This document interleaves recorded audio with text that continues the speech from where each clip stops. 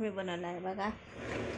काय बनवलं आहे नाश्त्यासाठी? आता चना बनवला आहे आणि परत बनवले आहे पोहा. आता नाश्ता वगैरे झाला आहे करून. आता तोडत आहे शेंगा बघा.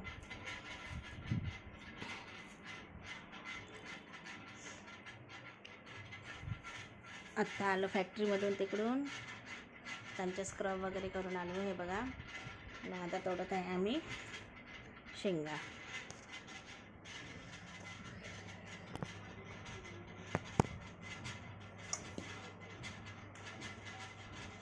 आता नाश्ता वगैरे झाला, पोहे वगैरे खाऊन, चणे पोहे खाऊन यांचं, आता माझा तर गुरुवारचं आहे, यांचं खाणं झालं. आता मी तोडत आहे शेंगा. आता बनवणार मग वेळाने चवळीच्या शेंगाची भाजी.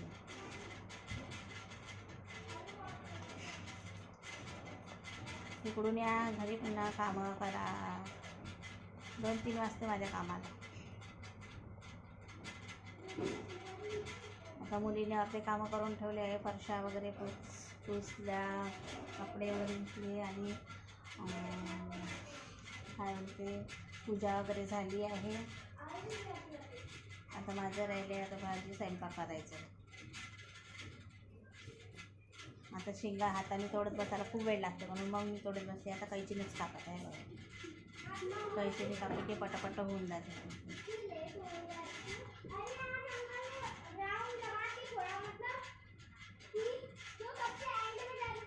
कैचीने कापलेलं पटापट होऊन जाते. आता खूप वेळ लागतो तो हाताने तोडत बसायला.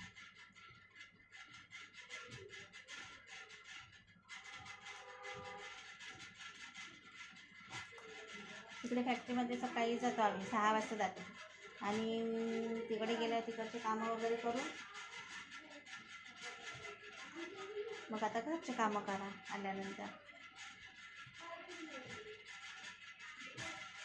दवाखान्यात वगैरे जायचं होतं. माझ्या डोळ्यामध्ये थोडं जाळं आलं आहे, त्याच्यासाठी. तर दवाखान्यात काही गेलीच नाही. आता खूप उशीर होऊन गेला आहे. 11:30 पावणे 12 झाले. किती वाजता दवाखान्यात जाणार आहे मी आता? ज्या दिवशी सुट्टी राहिली मला, त्या दिवशी मग दवाखान्यात जायचं.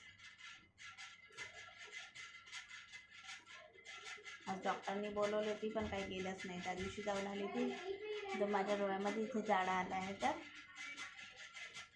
मॅडमनी हे दिलं होतं, ड्रॉप वगैरे दिला टाकायला. आज बोलवलं होतं, आज जायचं होतं, पण आता खूप उशीर होऊन गेला आणि खूप ऊन आहे. त्या उन्हाकडेच पाहून माणसाला गायबाल्यासारखं वाटतं. त्याच्यामुळे मी काय आता जाईल सोमवारीच दवाखान्यामध्ये. आता कारण स्वयंपाक वगैरे व्हायचंच आहे अजून. नाश्ता पाणी झालं.